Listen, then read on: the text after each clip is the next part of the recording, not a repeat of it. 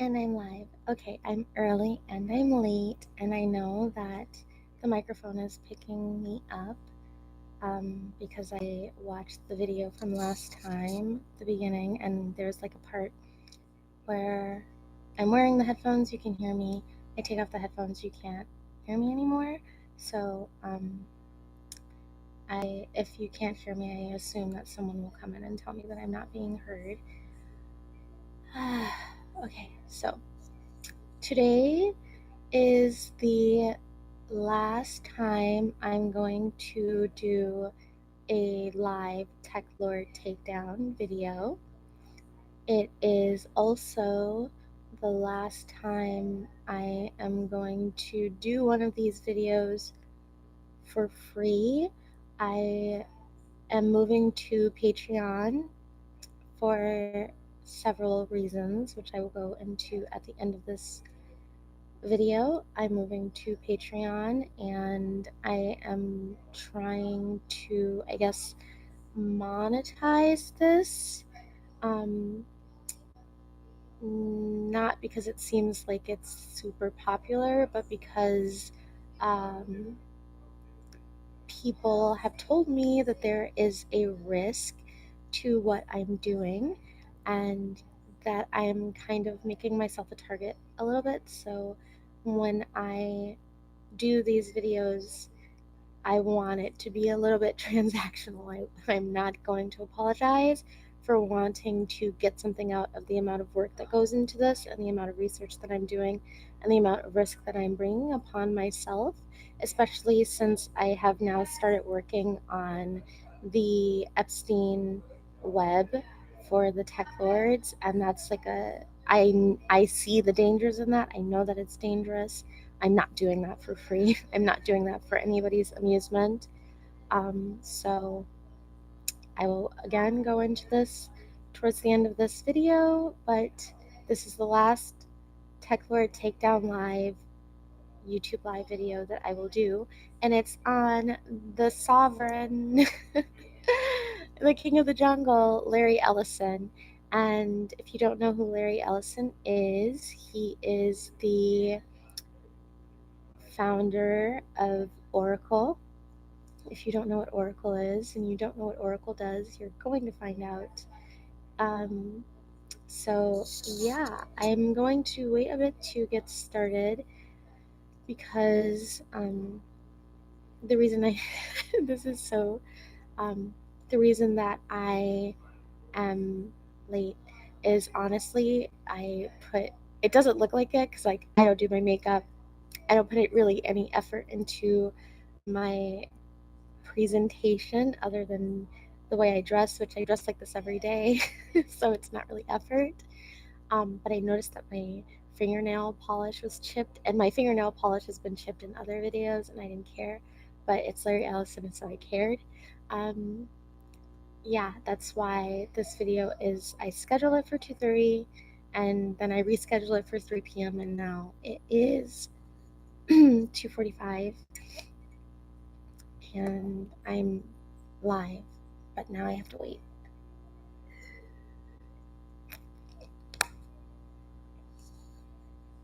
And make you all wait, I guess. Well, no one's here. I don't know if anyone's going to show up because I did say last week that I would be doing this video, and then I waited until the last minute to upload the details.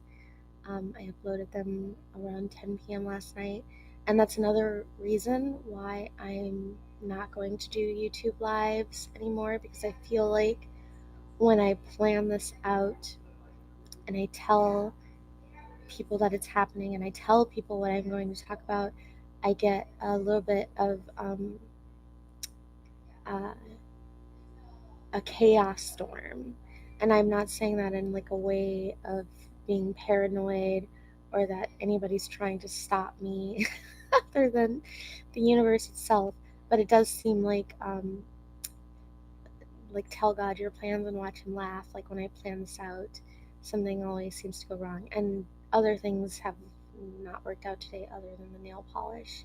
But I kind of I'm used to the hurdles that I have to jump over to make it to the YouTube live and do this little dance for you guys every week. So again, this is the last Techlord Takedown YouTube live before I move this series over to Patreon and make it like a member only thing on YouTube, because I just learned that you can do that.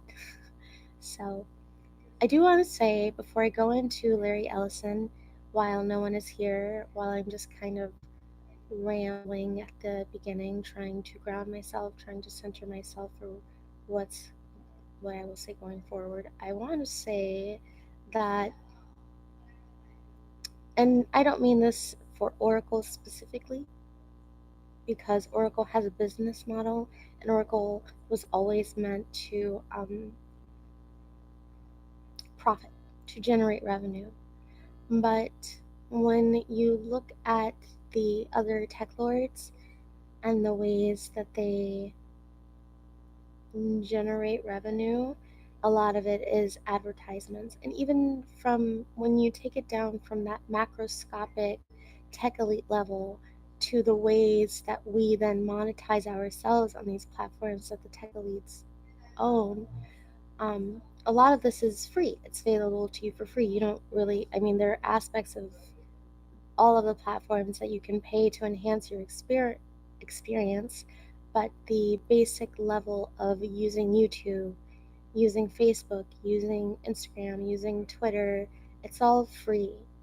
And when you have a business model where you're offering things to people for free, and trust me, I know, you have to find a way to make that profitable.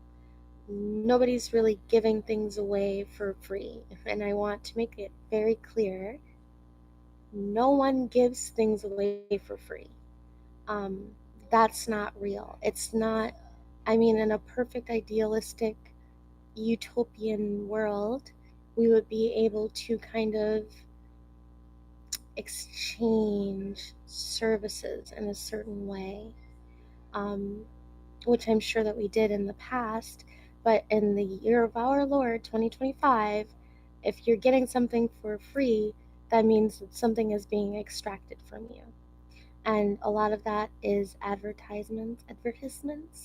A lot of the tech companies, they run a lot of ads. That's their business model. That's their revenue model. I talked about last week how Sergey and Larry of Google, they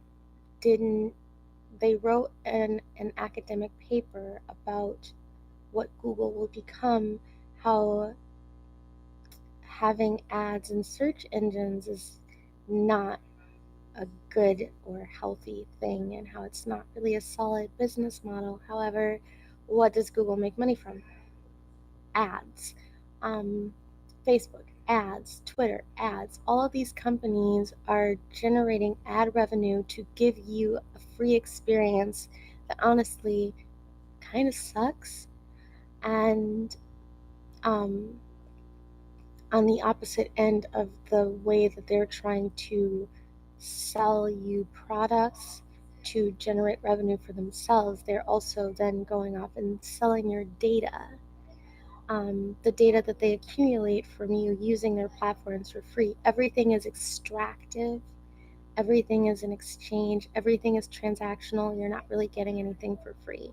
So when you try to, and again, this is on a tech elite level, but also on a content creator level, where people, like everyday people who are trying to use these platforms as a side business or trying to become internet famous, they also are, they accept this kind of extractive, I'm going to sell you something for this free entertainment that you're getting kind of model, where they then become influencers. And an influencer is like considered a real job now.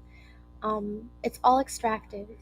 I think there is a way that we can come closer to that utopian model of exchanging services, but because of the extractive methods of data extraction and selling things that the tech elite have already established, it's very difficult to kind of create a reality outside of that, to like push outside of that reality and generate revenue in ways that are unique and less predatory. So I'm just going to say that. But I mean, that's not to demonize these people that have built these, I'm going to say extraordinary services, because we didn't have them in the past and we didn't have this kind of access to each other. And there are definitely, um, I'm not going to pretend like social media, because the way that it's implemented is awful, is in its totality awful. But I will say that when they're giving you these um, uh, extravagant kind of magical ways to connect with others worldwide, um, of course they're going to want to get something out of it. And I'm not saying that because I did say in the beginning that I want to get something out of doing this work for people. It's just that I don't want to I don't want to be an influencer. I don't want to take money from companies to sell you things that I don't really care about and I don't believe in. I don't want to have that kind of business model, but it's very difficult to have other kinds of business models, especially for people who are concerned with like consolidating and hoarding wealth. um, Having like individual people give you money when they can afford to give you money is not really a business model in itself. So I'm trying to work around that, trying to figure out, okay, what is it that I do? How is it that I can be different from these things that I don't want to do and these traps that I don't want to fall in? But then I also need to have grace for the people that have fallen into these traps, that there's not really any other way to sustain something that you're giving away for free. What a rant. Now we're 12 minutes in, and I haven't even started talking about Daddy Ellison, and I'm going to call him Daddy Ellison probably a lot throughout this video, so if that bothers you, leave now. Um, if you don't know Larry Ellison, and you don't know Oracle, and you don't know the monopoly, the empire that Larry Ellison has built, I want to talk about his children. And I thought I had a crush on Megan Ellison, because like if you're into girls, Megan Ellison is an archetype, and Megan Ellison can, like, pardon my French, but she can wear me like a puppet and turn me inside out. Like, I thought I had a really huge girl crush on Megan Ellison, and she's an incredible producer, um, because that's what she does. She's a producer. She she's produced American Hustle, If Beale Street Could Talk, um, Hustlers, House of Gucci, Zero Dark 30, The Ballad of Buster Scruggs. She's like been a producer, an executive producer for all of these films that are really like pivotal cultural moments.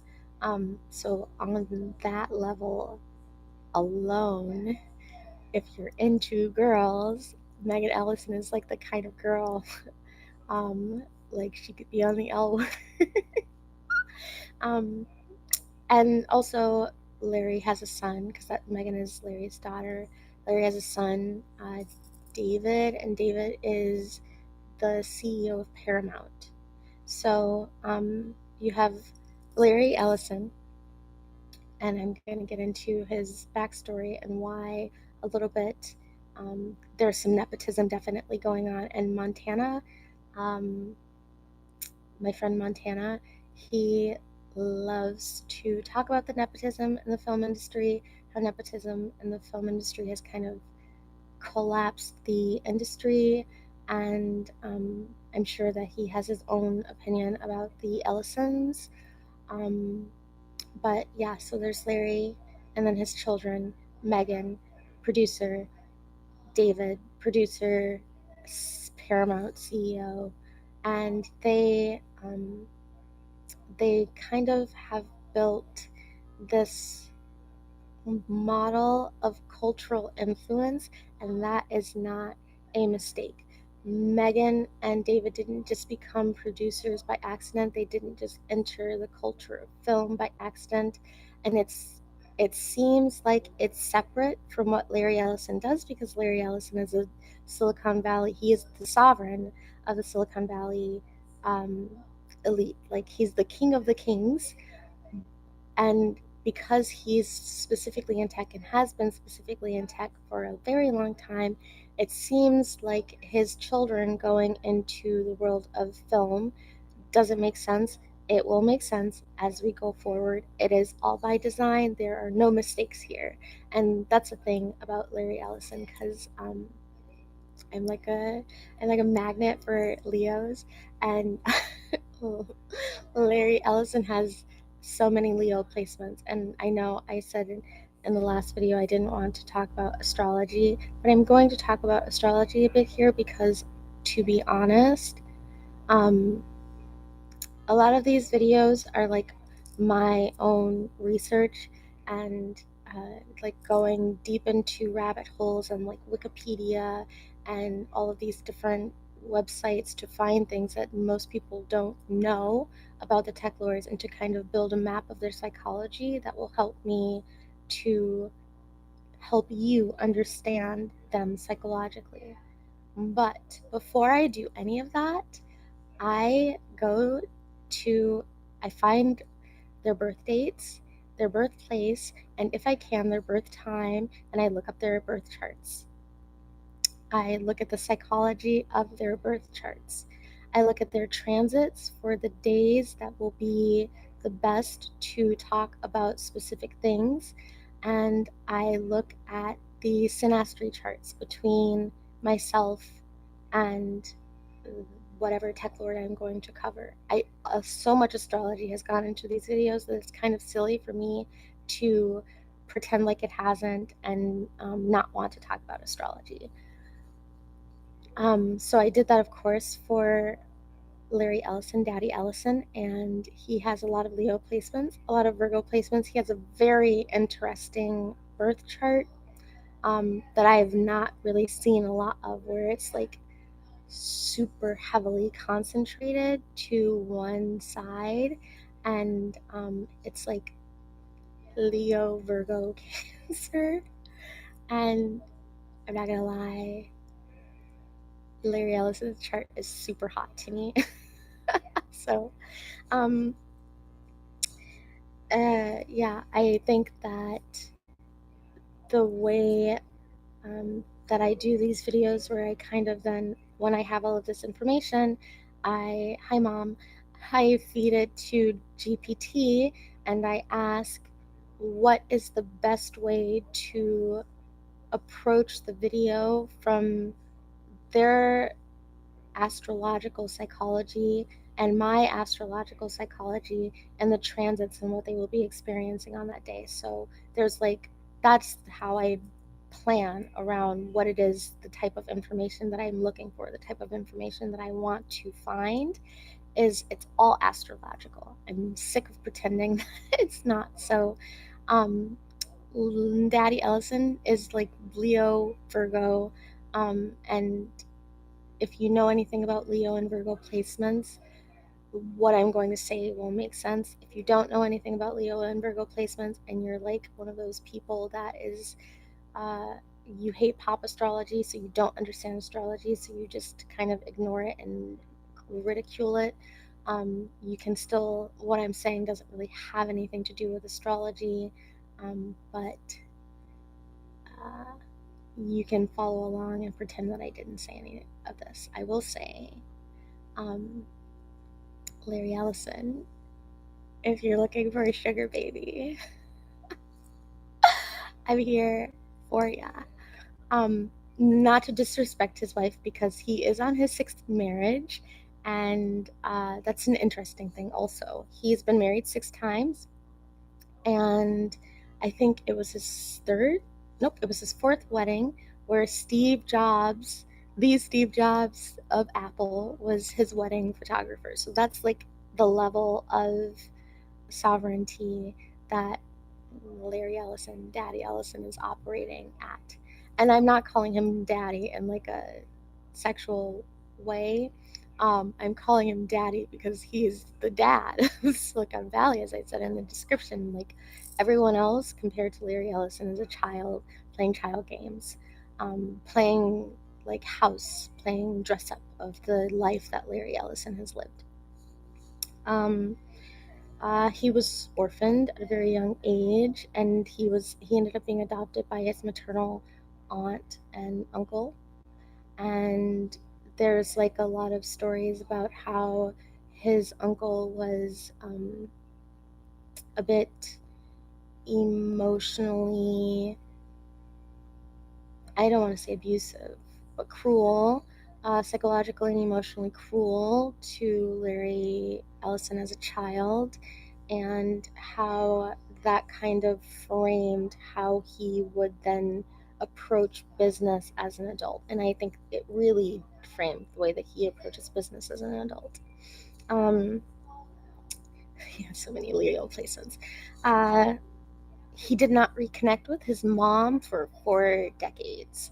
And I read some things that said that he thought that she was dead. And I don't know if that's true, but that is what I read. That is what I found. So, but for sure, he did not reconnect with his mom until he was like well an adult. For 4 decades, he had no contact with his mother whatsoever. So from the way that he grew up, from his childhood of being very heavily criticized, and probably also from that nurturing, also heavily criticizing himself, from being heavily criticized and from heavily criticizing himself, he then developed this mindset of like, what can I control? What can I organize? How can I prove the haters wrong? And he became a kind of Mr. Fix It. But he became a Mr. Fix It. And again, I promise after this, I won't say anything more about astrology. But he became a Mr. Fix It. And the way that the Virgo archetype tends to become a fix it archetype, where they hyper focus on things outside of themselves so that they don't have to hyper self criticize. They hyper focus on things outside of themselves, and then they try to fix things that are not broken. And that's definitely like the undercurrent of Daddy Ellison's legacy, is that he's a Mr. Fix It, but a Mr. Fix It for things that are not broken. Um, So he owns 98, and I want to be very clear, that's 98% of Lānaʻi, which is a Hawaiian island. And if you live on the island that he owns, it's not just that he owns 98% of the land. He also owns the utilities, he owns the businesses. If you live on Lanai, you work for him, you are paying rent to him, and if you don't work for him, you can be evicted from your home. And this is a huge issue with people, especially people who were like generations of living on the island. Um, it's also a little bit, this has been framed as like an experiment for him, but he kind of has this island where he is, in a very literal sense, the king of this island, the monarch of this island. Um, you can not only be evicted from your home if you don't work for him, but just like booted off the island entirely. So it's like a control experiment that he's paid a lot of money to acquire, and it makes a lot of people deeply unhappy. It's disrupted generational property of people whose, again, families have lived there for own property there for generations, but he's not really concerned with that because it's all part of whatever scientific experiment it is that Larry Ellison thinks that he's running on this Hawaiian island. He is strategic and meticulous in his perfectionism, not like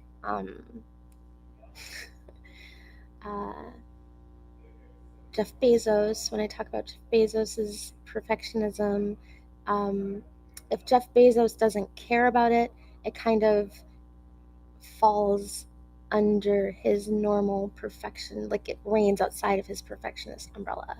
If he doesn't care about it, he won't shade it, he won't cover it. But when Larry Ellison is a perfectionist, there's like a dedication that he has to presenting everything in this really perfectionistic, hyper perfectionistic, very strategic, very meticulous plan. The man has a plan, and it is detailed, and if you don't really adhere to it the way that he imagines you adhering to it, it doesn't make him happy. One of the things that I found was that he has like this massive collection of Japanese items, and there's been a lot of criticism about him being like a cultural appropriator for having acquiring all of these Japanese artifacts. But my criticism is not that he acquired these artifacts, because there are museums that have done much worse. There are museums that have just like straight up know that they have stolen artwork from underrepresented countries, countries that can't really fight to get their cultural artifacts back. So that's not my concern. My concern is that like the level of perfectionistic idealization that goes into his collection. So he doesn't just have a collection of Japanese artifacts. He had the former director of the San Francisco Asian Art Museum curate this for him especially. He became the archetype. I already talked about Megan being an archetype for a very specific type of lesbian, but he became the archetype of Silicon Valley, the way that archetypes are created, very silently, on a very unconscious level. And having said that about the unconscious infiltration of Larry Ellison into Silicon Valley, let's get into what Oracle is and how Oracle started. One thing that I think is very interesting from doing this series is how many tech companies were funded by the CIA. And again, as I said at the beginning of this video, I want to be very clear, there's not a lot of funding.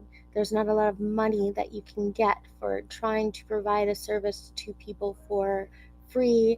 Not that Oracle is a service that is provided for free, because it's not. But there's not a lot of ways to generate an income, to generate revenue, to become the kind of like massive billionaires that the tech companies create if you're not accepting funding, or if you're not running ads. So they do both, and they make a lot of money doing both. But I think it's very interesting that so many of the tech companies were either initially funded by the CIA, and classified or even unclassified funds from the CIA, like I talked about last week, or they inevitably bent the knee to the alphabet agencies and accepted money from alphabet agencies so that they could grow their business model. And I'm not criticizing them for this, because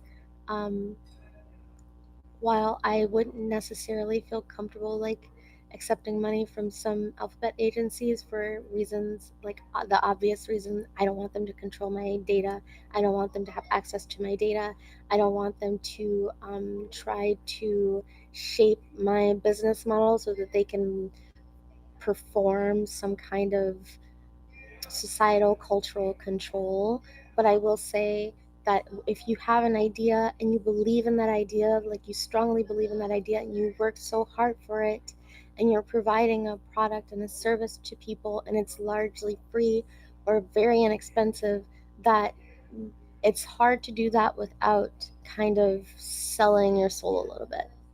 I think it's very interesting, however, that so many of the tech giants were initially, their initial seed funding was through the CIA or someone adjacent to the CIA, or they inevitably accepted money from the CIA or from the NSA or from some other alphabet agency. But I talked last week about how Larry Page kind of wrote the book for that happening because of how Google was founded. But Larry Page was able to write that book, and I stand by that statement. I think a lot of the tech companies are kind of, they mimic Google because even though Larry's silent power is a huge influence in Silicon Valley, it's a silent power. He's not like Larry Page's power is also silent, but Google is not. Larry Ellison's power is silent, and the Oracle company is, unless you are an Oracle client, unless you work on like a high level, a lot of what Oracle does is incredibly top secret. So while Larry Page did kind of write the book, Larry Ellison built the archetype. So Oracle initially started as software development laboratories. How vague is that? Software development laboratories.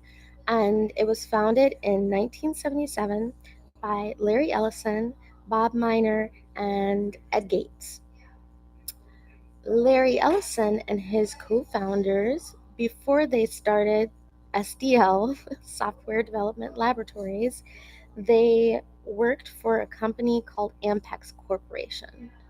And Ampex Corporation has been around since the year of Larry Ellison's birth. Ampex Corporation is responsible for technology as we understand it. And that seems like a really wild thing to say, pardon me, about a company that most people have not heard about, but factually accurate. The Ampex Corporation was, their technology was adopted by broadcasting companies nationwide. And they also became the tech supplier for all of the alphabet agencies during the Cold War. When I say that Ampex Corporation's tech is the foundation of everything that we know about technology today, I need you to just like believe me on that. It's not like a trust me bro academy kind of thing. They had the Ampex models 300 and 350 in the 1950s were designed for signal interception that was adopted by the NSA. They had Ketchum and Goodman, which were programs for acquiring and extracting high-frequency signal data that was adopted by the NSA and adopted by other alphabet agencies. They're an electronics company that worked specifically in building technologies that could generate and detect frequency signals. Foundational, so important. Larry Ellison and his co-founders worked for this company before they founded SDL. Ampex, they developed a way to do very precise data capture in harsh environments. And when Larry and his co-founders worked there, they kind of built relationships with the CIA and the NSA, who were always working with Ampex, by building and improving the database technology for classified CIA projects, including Oracle. So the CIA was Oracle's very first client, And they took the name Oracle because, again, they started as the very vague software development laboratories. They took the name Oracle from the project that they worked on with the CIA. Software Development Laboratories was just a spinoff, a corporate spinoff, an Ampex Corporation spinoff that then inevitably became like a CIA project. Uh, Oracle's first official product was this relational database system for governments, for the alphabet agencies, and for corporations. And their business model is very vast, which is probably why SDL had such a vague name, because at the very beginning of what Larry Ellison pictured Oracle becoming, he knew that he had to, like, it had to be a net that was going to capture whatever was in the ocean that came across it. So the Oracle database is a relational database management. It has cross-industry usage.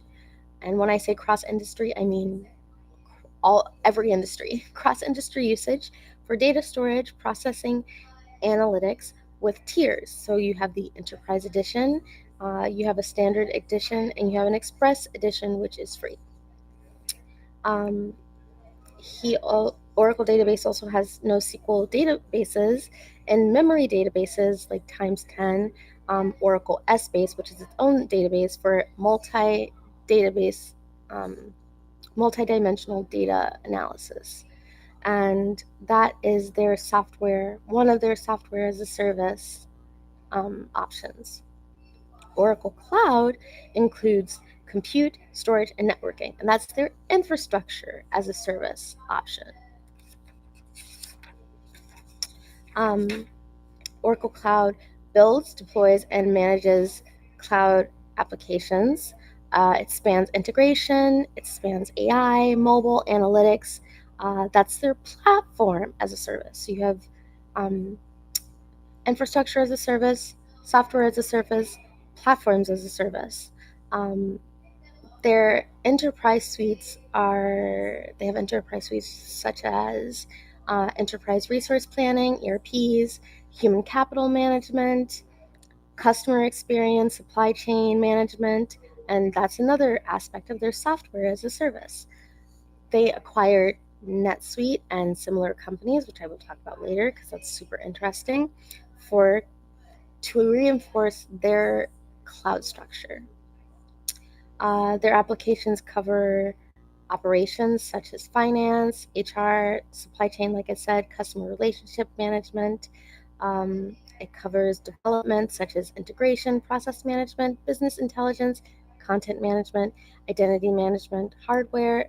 It covers hardware such as servers, storage, cloud networking, virtualization software, and consulting, like system integration and deployment support. So his business model is not only capable of going across industries, but is itself a cross-industry model. There's software, there's infrastructure, there's hardware, there's consulting, anything related to Oracle. It has some kind of not only tech basis, but consulting basis. So there are so many different ways that Oracle makes money. And again, this is a cross-industry model. So it's not just it's not just with the industries that I'm going to talk about next, but it's also with governments. And that's like the major thing, because yes, he makes money from businesses. Yes, he makes money from corporations, but primarily Oracle makes money from very top secret government contracts, and not just with the United States government. I say in the description that Oracle has collected data on over 5 billion people globally, and that's because Oracle exists globally. Oracle is the only company that not only does business with the United States surveillance state system, but also China's surveillance state system, which becomes very important in just a minute. So the client base, governments, businesses, corporations, militaries, not just the United States military, militaries, healthcare, telecommunications, manufacturing, you name it, Oracle is in it. They provide very critical infrastructure for governments and banks, for insurance companies, for universities, for tech companies, from data storage to analytics to consulting. They have subscriptions. They have software licenses, which he takes super seriously. They do maintenance. They also sell hardware and, again, consulting and support. His contracts, Oracle's contracts, are very complicated and extremely aggressive. They are specifically designed to lock in long-term clients. You're not just using Oracle for a year. There's no way that you can use Oracle for programs that you did not have already approved with Oracle, because he wants that money. He wants you to have contracts with him where he's in all of your data and he's getting a percentage of your revenue. Oracle maintains ongoing military and government contracts, again, globally, with top secret clearance, and the partnerships that Oracle has allows them to manage both the United States and China's surveillance state, and all of their surveillance technology. And again, like I said, there is really not anybody else that I've found yet that is able to kind of cross the lines in the ways that Daddy Ellison and Oracle have been able to cross. When I say state lines, I don't mean the states in the United States. I mean country lines. If there is some kind of global, a single-celled organism that controls everything globally, I would say that Oracle is that organism. So I don't know. I feel like this is a super popular thing, but I don't know how popular it is with everyone. So in Arrested Development, the mom, there's this very famous quote from her where she's criticizing her son for being unfair to her other son. And she says, I mean, it's one banana, Michael. What could it cost? $10? And I think that's a little bit because Larry Ellison has been entrenched in the alphabet agencies for pretty much his entire career. Before he ever owned a company, he was working for the CIA. He was working for the NSA.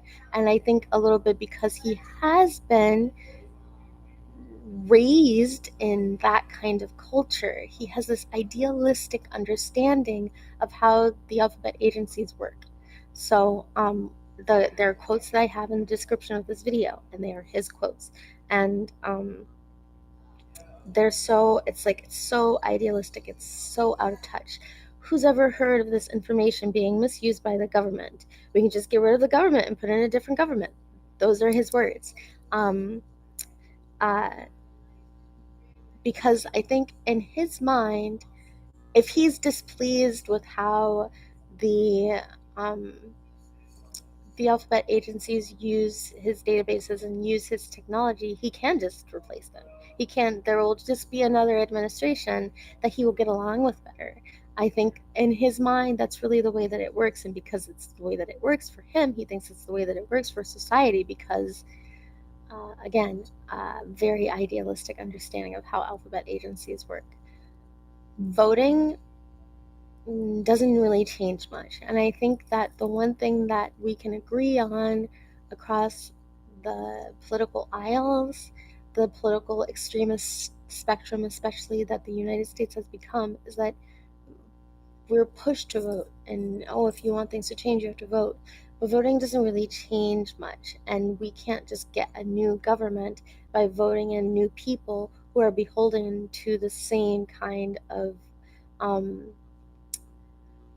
puppetry that the previous administration was beholden to. And when we don't like the way that the current administration is using certain tools, it is very systematic.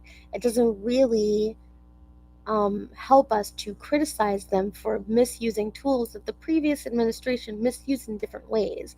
That's something that I have been super loud about, because I think it's very hypocritical to kind of criticize the Trump administration for the ways that they're taking advantage of surveillance technology that has been embedded in the state forever. And having said that, dear Daddy Ellison, building weaponry from surveillance technology, using surveillance technology to build weapons to kill citizens, that is a way that the United States government, that is a way that governments in general take advantage and misuse the technology that you're building. You can't really, because you're building databases for war machines, you can't overlook the war crimes that are being committed with the technology that you are building. So yeah, I would say 100% that this tech is being misused by governments, and that the more I know that he thinks it's a good thing that we're all being surveilled. He thinks that it's going to result in this lifestyle of people being on their best behavior because they know that they're being watched. Those are his words, so I believe that he believes that. But we have been watched for ages, and it's like coming to people's attention that even the things that they feed into social media are kind of building a surveillance state around them. It doesn't really cause people to be on their best behavior, and being watched doesn't make people behave better either. Just saying. The tech is being abused, and the people are not going to become better citizens from this technology. That's incredibly idealistic and not in any way based in reality. I mean, if you're running this experiment on these islands, you're running this experiment on the general public worldwide, I think that instead of you having an idea of how the experiment is going to turn out, you having an idea of the outcome, you should really pay attention to the ways that people are responding to what it is that is happening around them. Even if it looks like they're just feeding into it, you should pay attention to the undercurrent of dissatisfaction and what happens when people who are being constantly surveilled become dissatisfied with the systems that they're trapped in. Because I don't think it's going to work out the way that you think it's going to work out. Okay, so some more of Daddy Ellison being a daddy of Silicon Valley. There's like really aggressive litigation. It goes both ways. There's aggressive litigation that's been taken against Oracle, and there's aggressive litigation that Oracle has taken against other companies. I know that there are like all of these stories, and I don't really do a lot of gossipy things because I read a lot of things in the dossiers that I build around the techlords. I don't do a lot of gossip. But one thing that I thought was very interesting, and I'm not going to go into it in detail because I didn't even write it down because I try to steer away from gossip. But one thing I think is very interesting is that there was an employee of Oracle, and he was having an affair with this woman, and it was said by her that she refused his sexual advances and then ended up being fired. And there was an email that was produced where the guy that fired her told Larry Ellison that he'd fired her according to Larry Ellison's plan. And this email was inevitably found to be a forgery. It looked like she forged the email, and so she ended up not only losing her case against him, but like doing time. I think she went to prison for like a year. And that is its own thing. But the rumor mill is that she didn't actually forge the email, that either Larry Ellison himself or someone at Oracle forged the email, knowing that she would use it and that it would destroy her case. So, like, that's the level. I'm not saying that he operates on that level because, again, there was never any proof that he presented the forgery to her and allowed her to use it against him that would then put her in prison.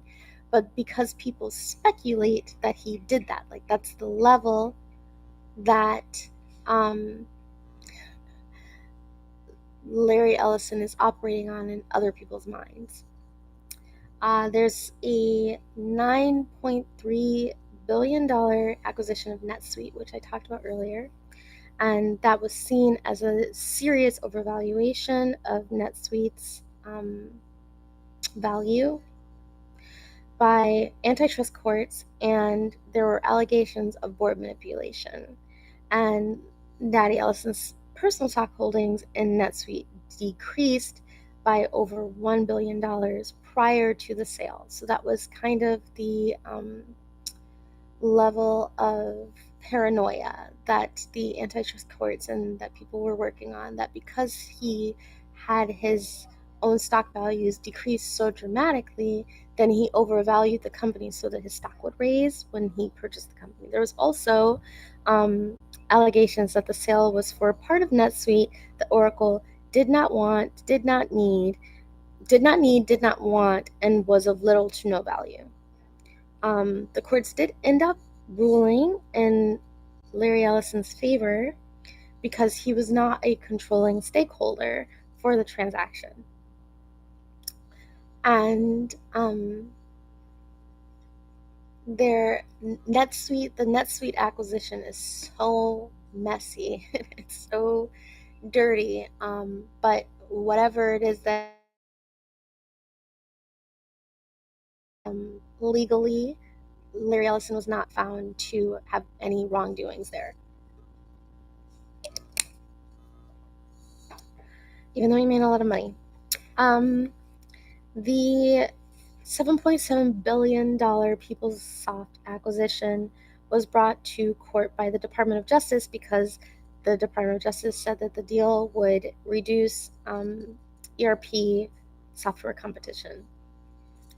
And the court ended up claiming that the Department of Justice failed to prove existence of like a separate product market that would make this acquisition like a give like an anti-competitive aura to the acquisition itself, because it didn't really affect the like Microsoft's bottom line. And this is the PeopleSoft acquisition is, if I say the NetSuite one is messy and dirty, the PeopleSoft acquisition was messy, dirty, nasty. And this is I hate this, but when I was reading about this, I was like, oh yeah, Larry Ellison grew up in Chicago. Yeah. So because the Department of Justice lost the case, and because the courts ended up ruling in Larry Ellison's favor, which actually ended up being it set a huge precedent for relaxing antitrust parameters and allowing other tech companies to make these massive mergers that would give them unprecedented power because of how Oracle got away with acquiring PeopleSoft. And I had never even heard of PeopleSoft before I read about this. So because the courts lost, this led to PeopleSoft giving up and not fighting the what was a very contentious acquisition on Larry Ellison's part. Um, PeopleSoft, the CEO of PeopleSoft, he was very worried that Oracle was going to purchase the company and gut it and just eliminate it as competition, that he wasn't trying to purchase their technology, that he was just trying to wipe them off the board. And Craig Conway, said, "The offer is like asking me if I could buy your dog so I can go out back and shoot it." That's what Craig Conway said.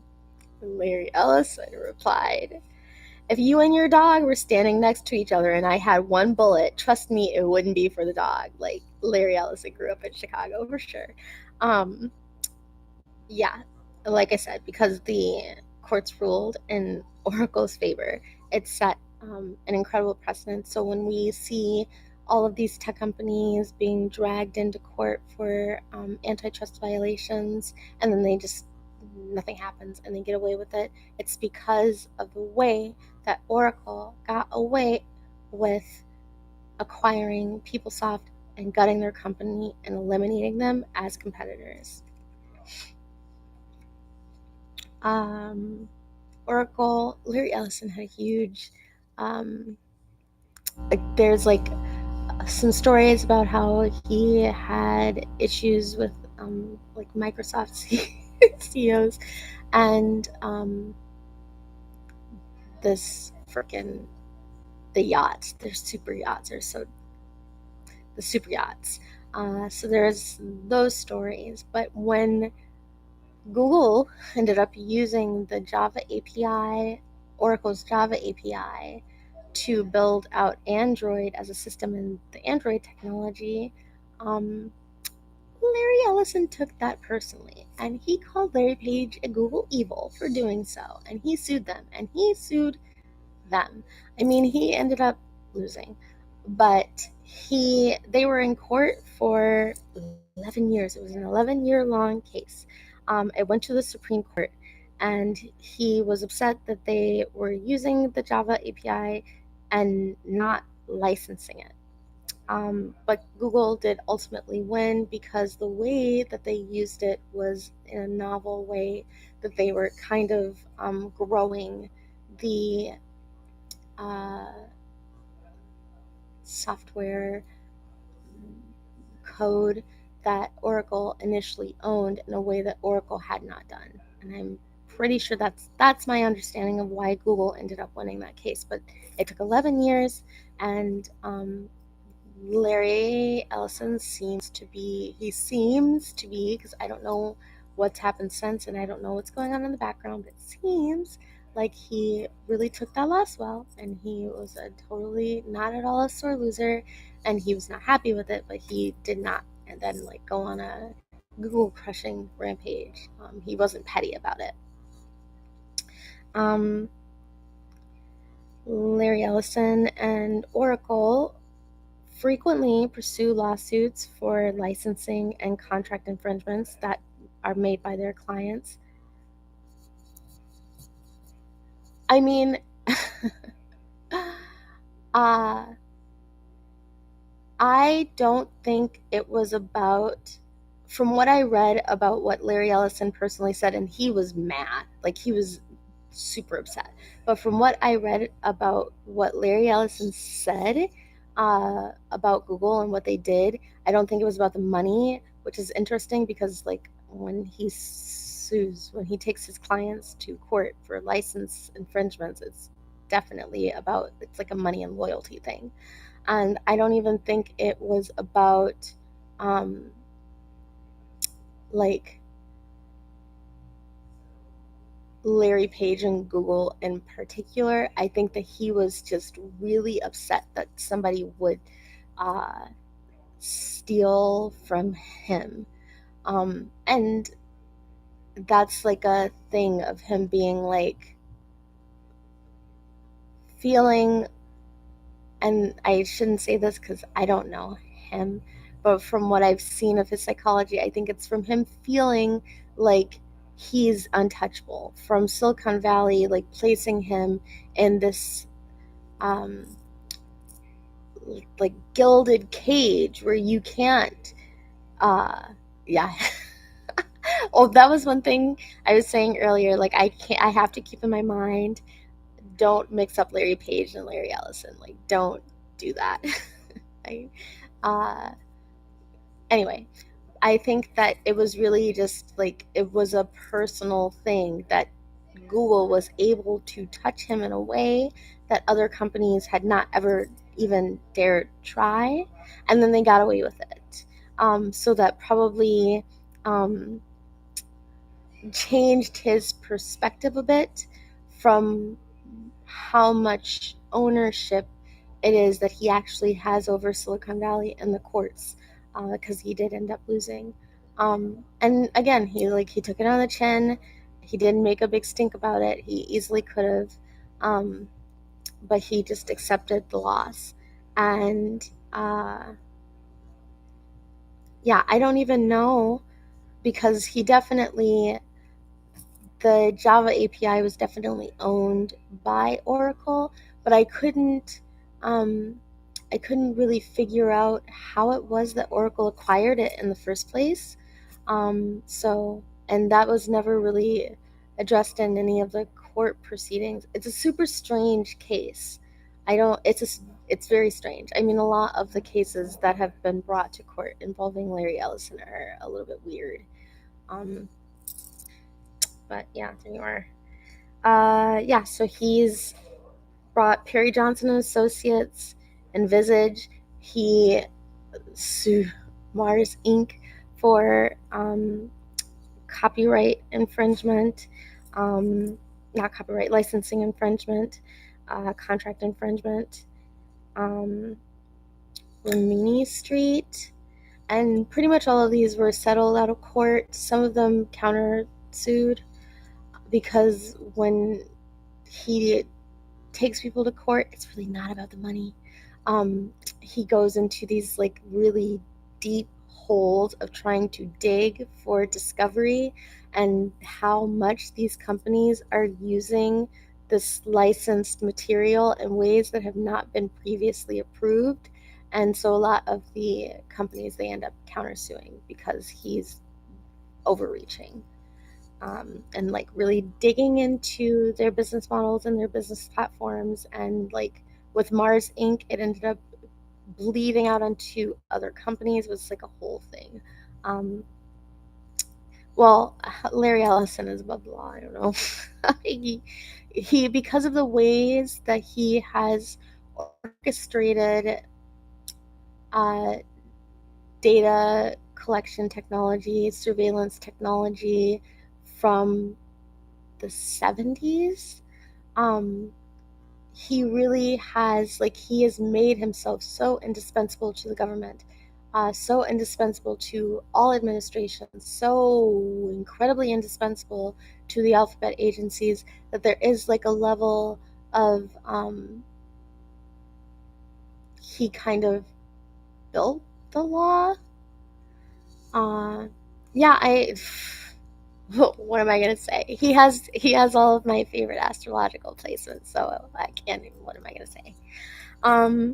He was sued for insider trading, and this was after selling $900 million worth of shares a month before Oracle's third quarter earnings warning, and that day alone, the Q3 earnings report being generated resulted in a 21% stock drop. And he did end up settling that case, and I think it was like $122 million settlement that he ended up having to pay to charity. But because he made $900 million, again, all of these companies, not just Larry Ellison, and this is standard operating procedure. It's not even like a textbook techlord billionaire behavior kind of thing. It's just standard operating procedure for how the courts work for major corporations. When they do something very wrong, when they do something pretty illegal, the more money you have, the more likely you're just going to get a letter and be forced to pay like some amount of money that's really like pennies to you. Also, yeah, it's a tax write-off. All of charity is a tax write-off. But I'm not going to go into Larry Ellison's complicated tax history. It's complicated. And the last section of this that I really wanted to get into, so TikTok was going to be eradicated from the United States because it was like Chinese owned data surveillance tech. And the ways, there's like this up and down thing where like people were fighting to keep TikTok because Donald Trump didn't want TikTok to be allowed in the United States anymore. It's like people will really, if Donald Trump said that feet were great, people would shoot themselves in their own feet. It's like so ugly and it's so dumb. And the ways that people have become, like, he could, if he were smarter, big if Donald Trump were smarter, he could play this entire country like puppets, just based on like reverse psychology and going and saying things and then getting people to like crash entire industries because he said something good about them.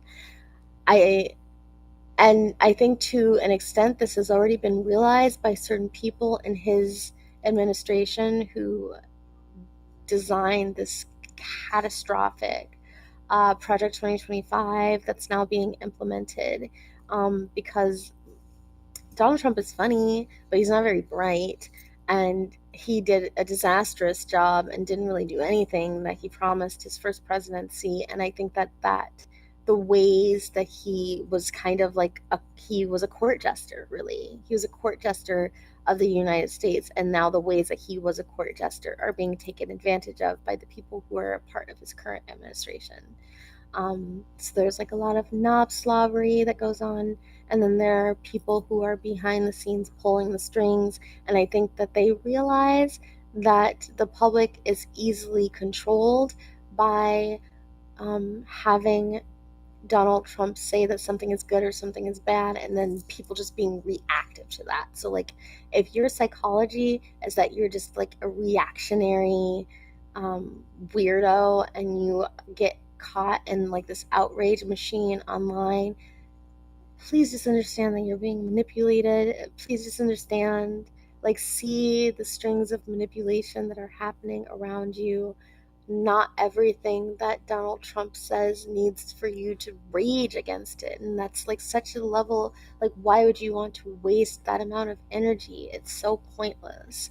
But TikTok was a big thing like this. Like, because Donald Trump wanted to end TikTok in the United States, people started using TikTok.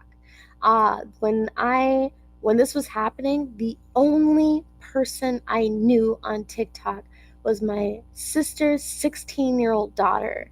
She was the only person I knew who had a TikTok. And then Donald Trump said, we're getting rid of TikTok. And everybody jumped on TikTok as being like an anti-Trump platform. Well, let me tell you the ways that this has been manipulated around you, because now TikTok's still here. Basically everybody is using it because Donald Trump said that it's bad, so it must be good. And what ended up happening is that Larry Ellison, who, again, I don't know if you remember me saying this, but Larry Ellison has his feet firmly cemented in both United States surveillance state tech and Chinese surveillance state tech. And now Larry Ellison's company, Oracle, owns the algorithms that the United States-based algorithms that TikTok uses. Trump negotiated a deal that gives Oracle control over not just TikTok's algorithms, but also TikTok's content moderation and also TikTok's data management. So all of TikTok's data, everything that you put into TikTok, everything that you the algorithm, TikTok's algorithm, is learning about you as a user. Everything related to TikTok is going into Oracle's very massive data analysis systems, very massive data management systems, and it's being collected by a man who is not even trying to tell you that surveillance technology is bad while he's building surveillance technology. He's telling you, he said verbatim, of AI, citizens will be on their best behavior because we're constantly recording and reporting everything that's going on. And you all jumped on TikTok because Donald Trump didn't like TikTok. Donald Trump wanted to get rid of TikTok. And now Larry Ellison owns TikTok, and he's feeding all of the information that TikTok is collecting about you back to the Trump administration, and he's not even trying to hide it. So I'm sorry. It drives me a little crazy. It drives me so wild. And I'm not saying that I'm not manipulable. I think in a lot of ways I'm very gullible. I know that people have taken advantage of me and my tendencies to push narratives that they wanted me to push. I've seen it happen to myself. So it's not like I'm better than you and I'm above you. But like when it's really obvious that you're being manipulated and you can't even tell people, hey, you're being manipulated, because these people get mad at you and think that you're like, I don't know. But the TikTok manipulation, masterful. To all of the people that orchestrated this, I don't like what you did, but I respect the way that you did it, I guess, because it's really like so many people. I knew one person before Donald Trump started speaking out against TikTok. I knew one teenage girl who used TikTok. And now everybody's on TikTok giving their data away, giving what the algorithm is building about their psychology away to the Trump administration. Extractive for free. Extractive for free. Yeah, so that's really the last section, and just kind of going over the consolidated power that Larry Ellison, Daddy Ellison, has built. Contracts with Oracle are blood pacts. They are really impossible to get out of. They are really impossible to manipulate. He has shown he is willing to take the smallest companies to court if they misuse in any way that he considers misuse his technology, his licensed technology. He has engaged in incredibly hostile takeovers where, in Chicago gangster fashion, he passively threatened to shoot someone. That's not what happened, but it's funny. He has There have been so many lawsuits and settlements generated around his employment practices. There's like a huge issue with pay discrepancy where women who work for Oracle don't make a fraction as much money as the men who work for Oracle. It's a huge problem. It's a huge cultural issue that they've been in and out of court for. There's like a culture, and this was a thing that was brought up in the PeopleSoft acquisition. There's a culture of humiliation and bullying and internal retaliation when it comes to the way that Oracle is run as a company, and PeopleSoft didn't really want their people to be a part of that culture, but then PeopleSoft doesn't exist in the capacity that it once did, because the CEO was right. It was to eliminate the competition, and he's really good at eliminating competition. He, once again, embraces surveillance state technology. He thinks that a surveillance state is a good thing. He thinks that if people are being watched, that they will be the best versions of themselves, which is so asinine, because is TikTok the best version of you? Is the way that you portray yourself on social media the best version of you? I would hate to be like so idealistic that I would think that the ways that people are allowing themselves to be surveilled, when people know that they're being watched and they're nasty and they're like psychologically damaged, that this is the best of what they have to offer, that they're showing them the best of themselves. Like, I can't imagine being so out of touch that I think that people being watched is going to make them behave in like the highest version of themselves.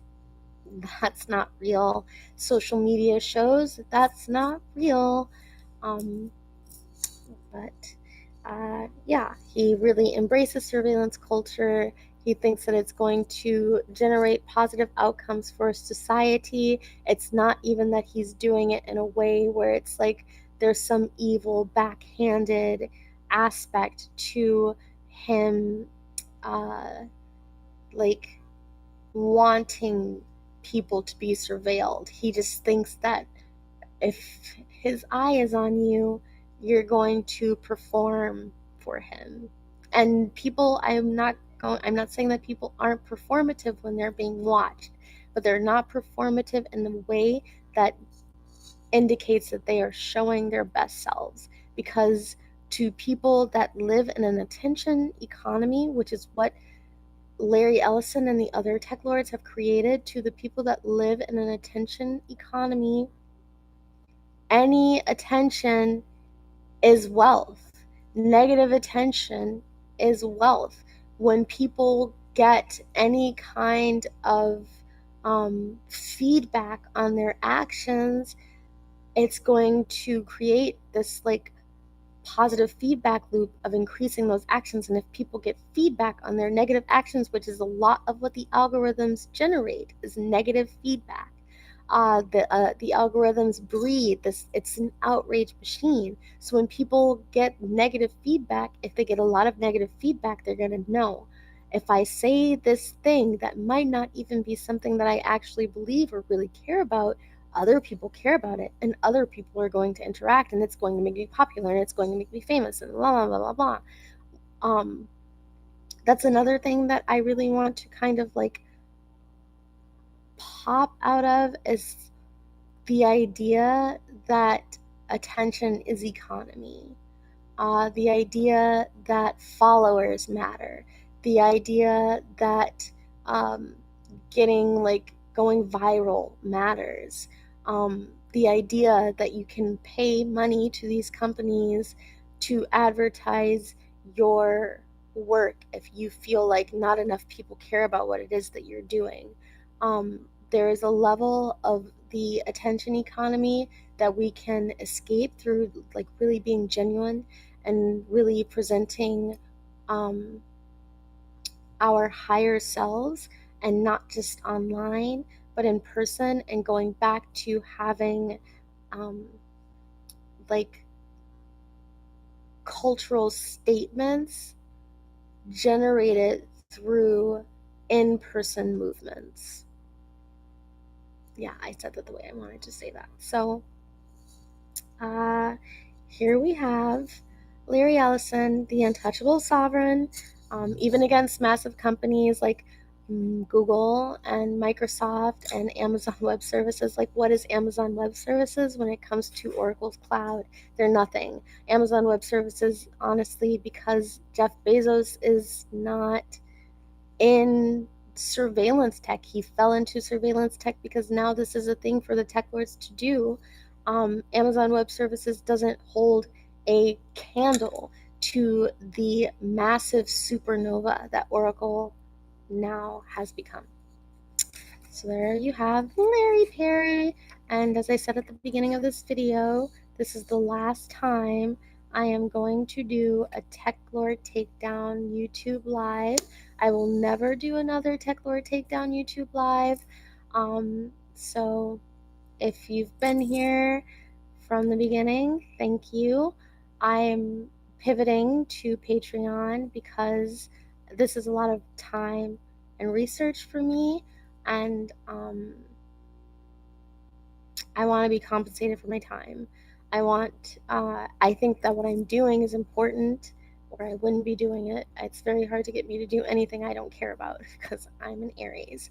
But I want to be compensated for not only the time, but the perceived level of risk for how deep it is that I have gone, even on things that I've not reported on, and how deep it is that I'm about to go when I talk about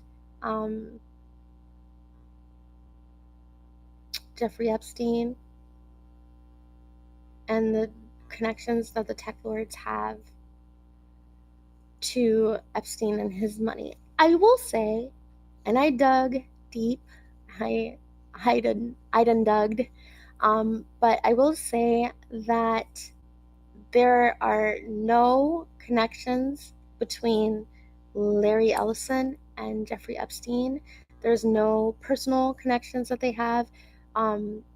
Larry Ellison never accepted any money from Jeffrey Epstein. Larry Ellison never used Jeffrey Epstein as a financial advisor. And when you look at the tech lords, especially the ones that are now entrenched in the Trump administration, pretty much all of them have some kind of connection to Epstein. Most of them took Epstein's money. So I thought that it was very admirable that I could not find a single, like, not a speck of dirt between Larry Ellison and Jeffrey Epstein. But yeah, this is the last time I will do a tech lore takedown. And of course, it's on Larry Ellison because who else would it be? I started with Mark Zuckerberg, who I respect, and ended with Larry Ellison, who I respect. And having said that I respect them, because nuance is a thing, I want to make it very clear that I in no way endorse their decisions. I in no way endorse their business models. I think a lot of the things that they are doing are have a seriously negative impact on society. I think a lot of the things that they are doing are very selfish, but it would be a bit delusional of me to pretend like I'm not selfish and I don't have great ambitions that could possibly have a negative impact on society. I would do my best because I can see the patterns of how other people are turned. I would do my best to avoid being turned, but that doesn't mean that just because I have grandiose ideas and I actually materialize them, that the things that I think are best for people are actually what is best for people. And this video with Larry Ellison, and like seeing that he really does think that he's doing the right thing, he really like sincerely, genuinely believes that surveillance technology is the right thing to do for society. That was very humbling for me. So I'm done with this. I don't know if you guys have any questions.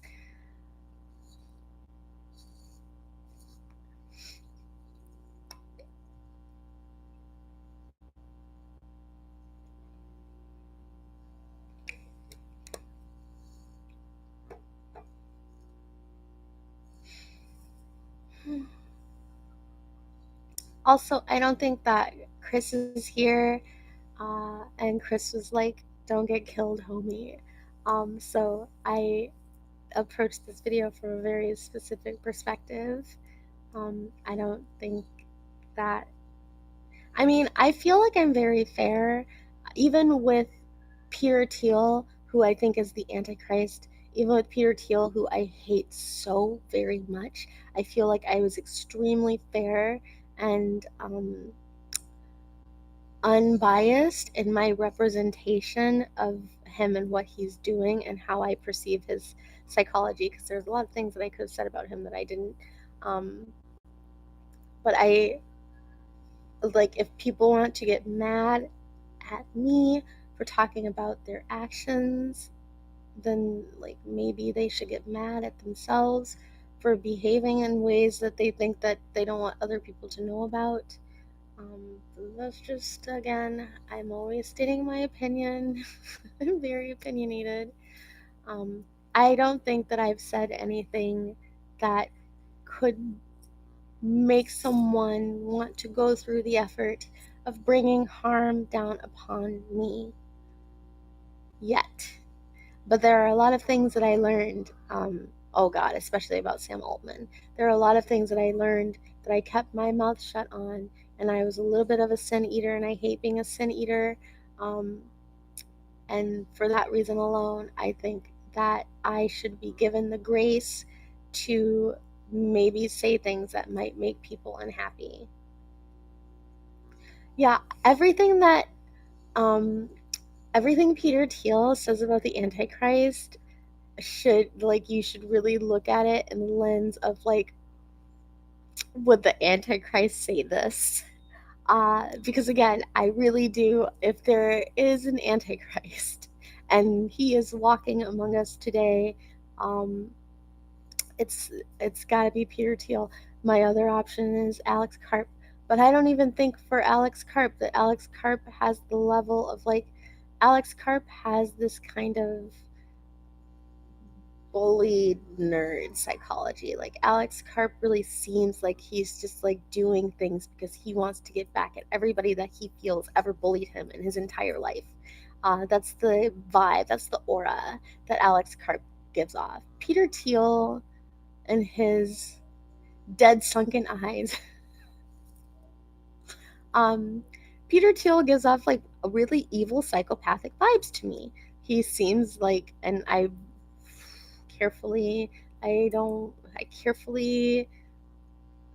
danced around this in my Teal kill video. But it seems like there's really something seriously wrong with Peter Thiel, and I think that it's being compounded by how obsessed he is with the Antichrist. I think that his obsession with the Antichrist is a little bit suspicious. But of course, the Antichrist will come quicker if AI is regulated sounds like something the Antichrist would say. I don't know. That's just my opinion.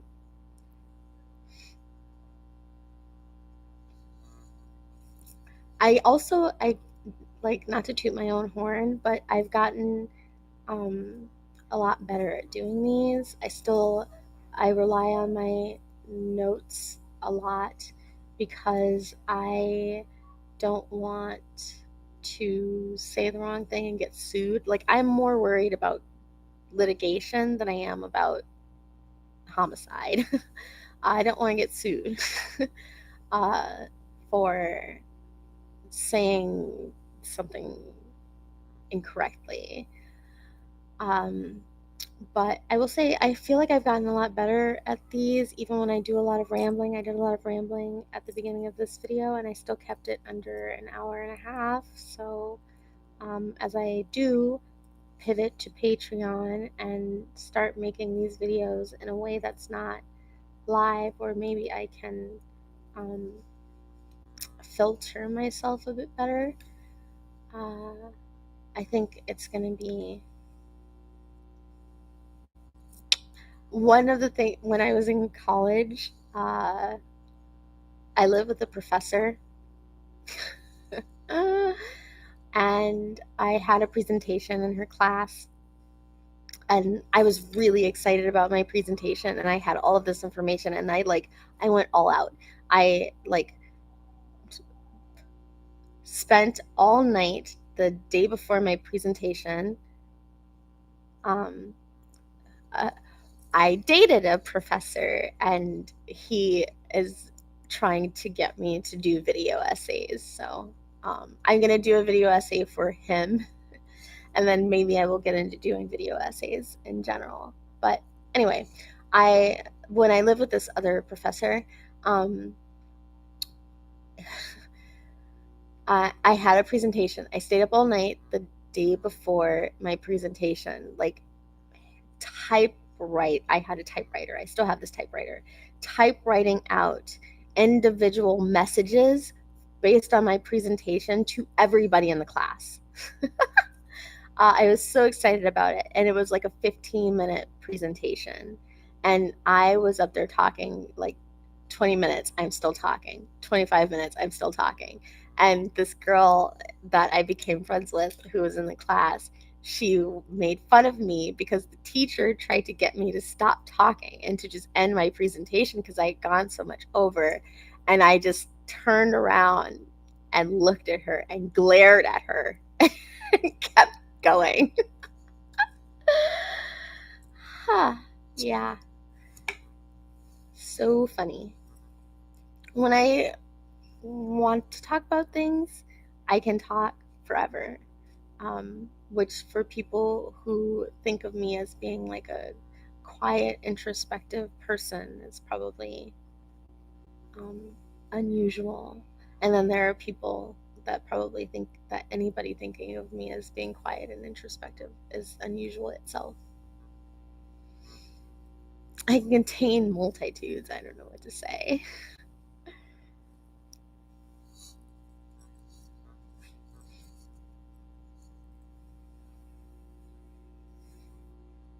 And again, Larry Ellison.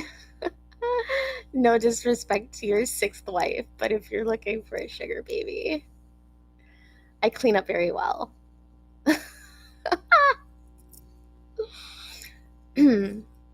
Also, if Montana watches this, which I don't know if Montana actually does watch these, we just like talk about stuff a lot. But if you decide that you want to do the YouTube series that you talked about doing around the film industry, I think that would be a really good idea. I am in support of that. I feel like everybody here should be in support of people in the film industry really being whistleblowers for what happens, and not even like the things that you would expect, but like the entire structural integrity of the film industry as an industry has completely collapsed, and I wish that more people were willing to talk about that. And also, that's a thing, going back to the beginning when I talked about how Megan and David, Larry Ellison's children, how them being involved in film is nepotism, and how I thought that I would make that clear. I don't know if I made that clear, but Larry's introduction into the tech world was through broadcasting, was through Ampex Corporation, and how they were so deeply embedded in broadcasting. And the level of nepotism that goes on in the film industry. I mean, it is part of the reason that the industry has collapsed. But that is tangential.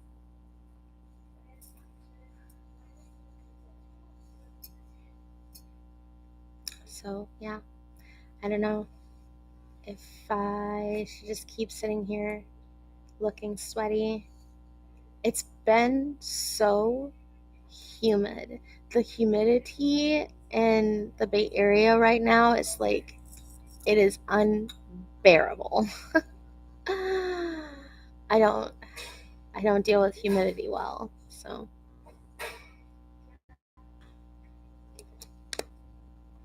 thanks, Mom. You would say that because you're my mom. um, yeah, it's 4:15, so I'm going to end this, and thank you for being here, Mom, and thank you for being here, Dane. And again, as this is my last Techlord Takedown YouTube live video, thank you for watching, and maybe you'll follow me to Patreon, maybe not. I'm not going to push, but I am. Is John McAfee still alive? Ooh, why would you ask me that? I'm pretty sure that he is, but let me look. Oh, should I do a video on him?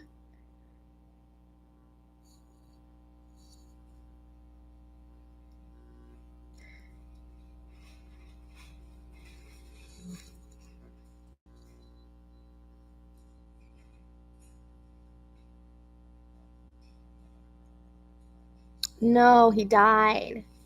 He died in 2021.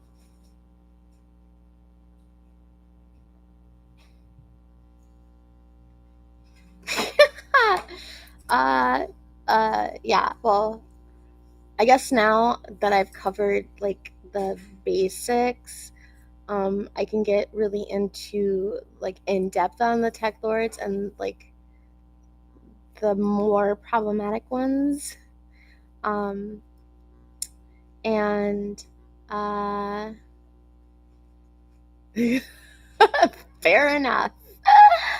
I also want to talk about, and this is the reason why I'm pivoting to membership only content and um, here and through Patreon.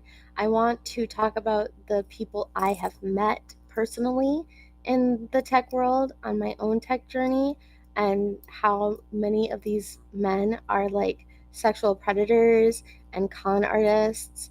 And yeah, so I want to go real deep into that, just my personal experience. But I'm not going to like parade my life for just like a general audience, because I have done that before, and that's why I have not tried to bring over my previously hard-earned fan base, because I didn't care for them very much.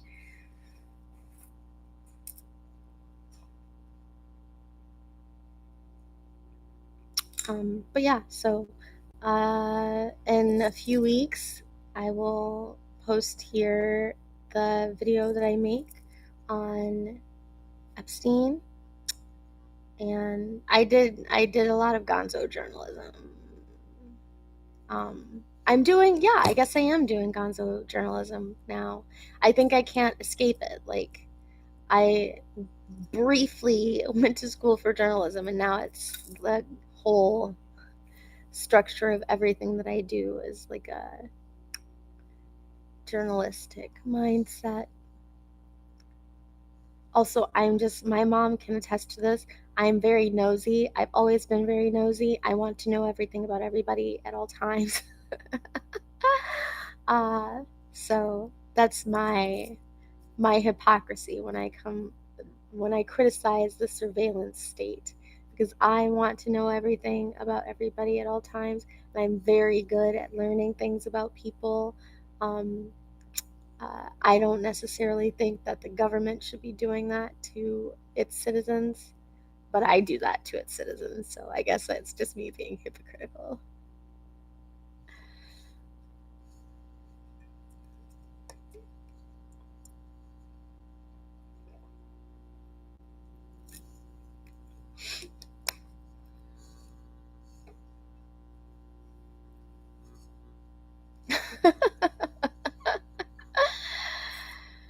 Yeah, just looking around. I'm super nosy. I'm not even ashamed of it. I don't care. I'm very uh, Harriet the Spy. Yeah. But again, thank you for being here, Mom. Thank you for being here, Dean. I am going to end this because I want to go eat. So maybe I'll see you guys on Patreon.